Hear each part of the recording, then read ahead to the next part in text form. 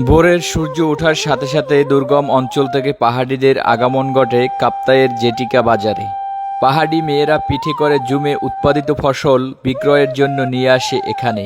কাপ্তাইয়ের হ্রদ ও ঝিরি থেকে কাঁকড়া সংগ্রহ করে বিক্রয়ের জন্য বাজারে এসেছেন এই বৃদ্ধ মহিলা।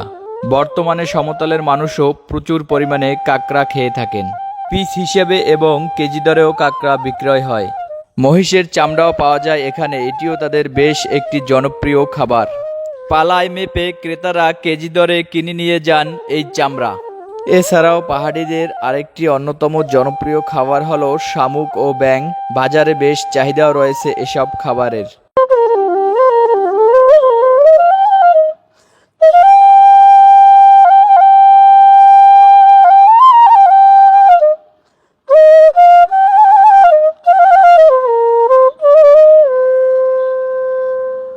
পাহাড়ের বাঁকে বাঁকে উৎপাদিত জুমে চাষ করা ফলমূল আর বন জঙ্গল থেকে আহরণ করা তাজা সবজি বিক্রি হয় এসব বাজারে।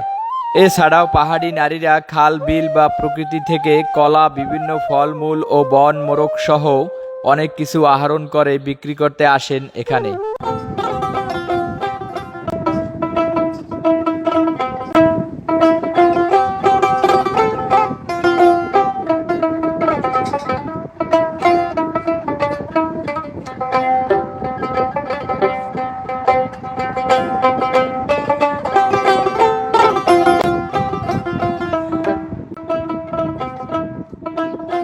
পাহাড়ি দরিদ্র নারীরাই এ বাজারের বিক্রেতা। শুধু শাকসবজি বিক্রি করেন তারা। মৌসুমের সময় বিক্রি হয় জমি উৎপাদিত নানা ধরনের সবজি।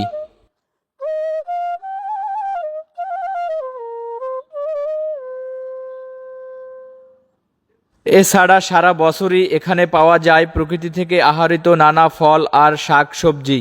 আর এসব সবজি তাজা এবং ভেজাল মুক্ত।